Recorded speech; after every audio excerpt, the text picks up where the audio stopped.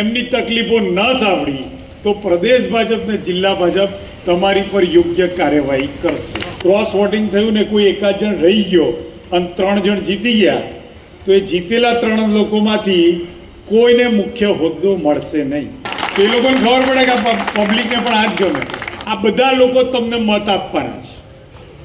એ ભરોસો તોડીને જો આ લોકોની વચ્ચે 5 વર્ષ પ્રજામાં ન ગયા, ઓછું ગયા, એમની તકલીફો ન સાંભળી તો પ્રદેશ ભાજપ ને જિલ્લા ભાજપ તમારી પર યોગ્ય કાર્યવાહી કરશે.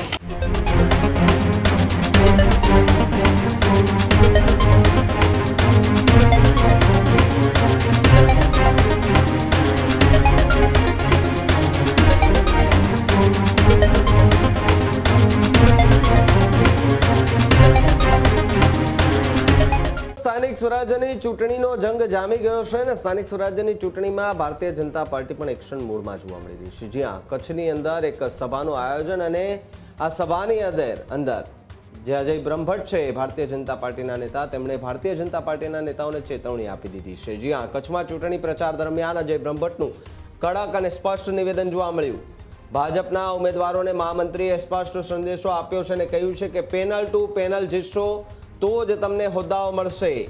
એક ઉમેદવાર હારશે તો કોઈને પણ હોદ્દા નહીં મળે.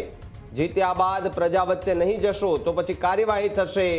પ્રદેશ ભાજપ અને જિલ્લા ભાજપ તેમના પર કડક કાર્યવાહી પણ કરશે. તો આ તરફ જાહેર સભામાં ચારેય ઉમેદવારોને ઊભા રાખી ટકોર કરવામાં આવી. ચૂંટણી પહેલા ભાજપમાં શિસ્તતાનો કડક સંદેશ આપવામાં આવ્યો છે. જ્યારે પ્રચાર કરતી વખતે મંચ પરથી મહામંત્રીએ સંગઠન એ શિસ્ત જે છે તે યાદ અપાવ્યું છે. ઉમેદવારો સામે જાહેરમાં જવાબદારી નક્કી કરાય છે. જ્યારે ચૂંટણી જીત્યા બાદ જનતા સાથે જોડાયેલા રહેવાનો આદેશ આપવામાં આવ્યો છે. સારું છે, ચૂંટણી વખતે આ પ્રકારની વાતો થાય છે. મારો સવાલ એ હવે અજય બ્રહ્મભટ્ટને છે કે અજયભાઈ, તમે નિવેદન આપ્યું, ખૂબ સારું નિવેદન છે ને, જવું પણ જોઈએ એક જનપ્રતિનિધિ તરીકે. માત્ર ચૂંટણીઓ આવે ત્યારે નહીં, પણ જીત્યા પછી અથવા તો હાર્યા પછી પણ લોકોને ત્યાં જવું જોઈએ ને પૂછવું જોઈએ કે તમારે કોઈ મુશ્કેલી નથી ને. પરંતુ અહીંયા ઊંધું થાય છે. આ ગુજરાતમાં કોઈ પણ નેતાઓ ચૂંટણી લડવા માટે મેદાને ઉતરે છે અને હારી જાય તો પછી ક્યાંય દેખાતા નથી. આ વાસ્તવિકતા છે ને આ વાત આપણે સ્વીકારવી પડશે. એ પછી ભાજપ હોય, આપ હોય કે કોંગ્રેસ હોય. પછી ચૂંટણી સમયે તમારો વિરોધ થાય ત્યારે તમે લોકોની સામે પડો છો અને કહો છો કે તમે ખોટી વાત કરી રહ્યા છો, તો એ ખોટી વાત નથી કરી રહ્યા, એ સાચી જ વાત કરી રહ્યા છે. અજય બ્રહ્મભટ્ટ, તમે જે કડક નિવેદન, સ્પષ્ટ નિવેદન આપ્યું છે અને કહ્યું છે કે તમારે 4 પેનલ છે એ પેનલ ટુ પેનલ જીતવાની છે અને જીતશો તો જ તમને હોદ્દા મળશે. સારી વાત છે. તમે એમને ઓફરો આપશો તો એમનો ઉત્સાહ વધશે અને ઉત્સાહ વધશે તો એ સારું એવું મતદાન કરાવી શકશે અને ત્યાંની પ્રજાના કામ કરશે. એવી પણ એક વાત એમને કહેજો. અજયભાઈ, તમને પણ મારો એક સવાલ છે કે તમે જે નિવેદન મંચ પરથી આપ્યું, આ નિવેદનની સાથે સાથે તમારે એ પણ એક નિવેદન આપવું હતું કે જે લોકો જીતે છે, જો 4 પેનલે જીતી જાય છે તો એક પણ ફરિયાદ અમારા સુધી અથવા તો ગાંધીનગર સુધી ન આવવી જોઈએ. તમારી ત્યાં ફરિયાદ આવે છે તો 24 કલાકમાં એનો ઉકેલ લાવી દેજો. આવું પણ એક સ્પષ્ટ નિવેદન તમારે આપવાની જરૂર હતી. આવું નિવેદન આપો તો ખબર પડે લોકોને કે નહીં, ચલો આપણા ઉમેદવારો આપણા માટે કામ કરશે તો આપણે એમને મત આપીશું. આપણા વિસ્તારનો વિકાસ થશે, આપણા વિસ્તારને લોકો ઓળખતા થશે તો આપણે એમને મત આપીશું. કામ સારા કરે છે ને ક્યાં મત માંગવાની છે જરૂર પડે છે? એમને તો ઓટોમેટિક મત મળે છે, કારણ કે લોકોનું જન સમર્થન હોય છે એમની પાછળ.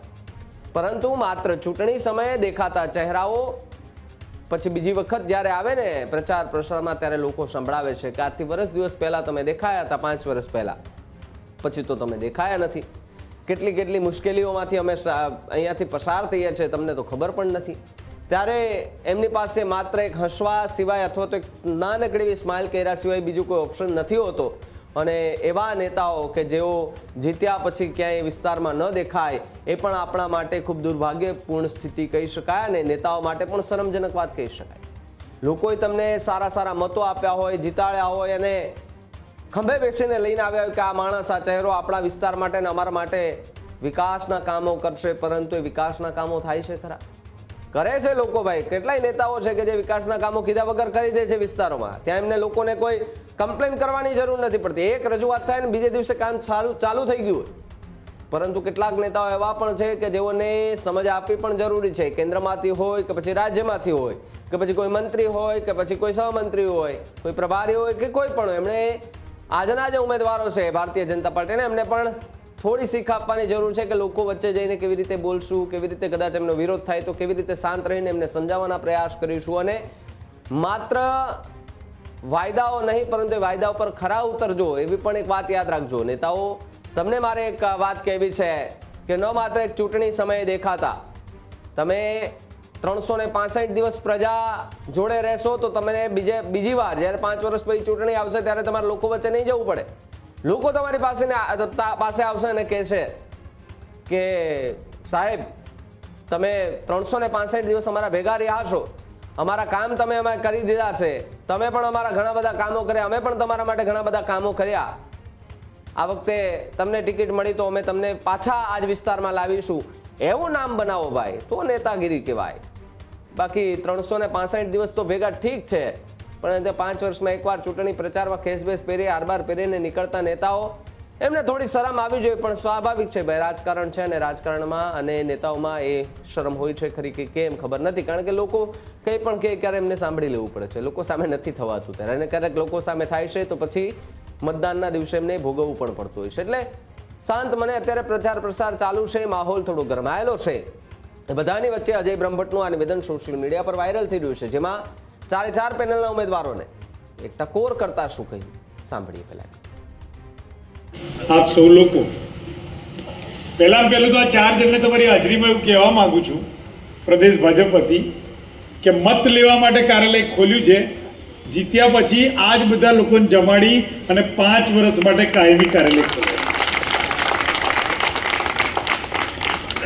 સાથે સાથે એક બીજી વિનંતી અને ચેતવણી છે કે પ્રદેશ ભાજપ અને જિલ્લા ભાજપે એવું નક્કી કર્યું છે કે જે વોર્ડની અંદર પેનલમાં ક્રોસ વોટિંગ થયું ને કોઈ એકાદ જણ રહી ગયો અને 3 જણ જીતી ગયા, તો એ જીતેલા 3 લોકોમાંથી કોઈને મુખ્ય હોદ્દો મળશે નહીં.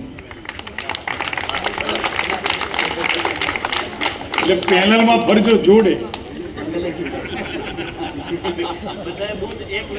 ગમ્યું હોય તો તાલી પાડ દો ભાઈ બધા, એ લોકોને ખબર પડે કે પબ્લિકને પણ આ જ ગમે. અને ત્રીજી ને મુખ્ય વસ્તુ કે જેનો મધ્યમાં ફોટો છે, ઉંમરના 8મા દાયકામાં જે દેશની અવિરતપણે સેવા કરે છે એવા નરેન્દ્રભાઈ દામોદરદાસ મોદી, કે જે મા ભારતીને મળેલી ઈશ્વર તરફથી અપ્રતિમ ભેટ છે, એનું મોં જોઈને, એની પર ભરોસો રાખીને આ બધા લોકો તમને મત આપવાના છે. એ ભરોસો તોડીને જો આ લોકોની વચ્ચે 5 વર્ષ પ્રજામાં ન ગયા, ઓછું ગયા, એમની તકલીફો ન સાંભળી, તો પ્રદેશ ભાજપ ને જિલ્લા ભાજપ તમારી પર યોગ્ય કાર્યવાહી કરશે.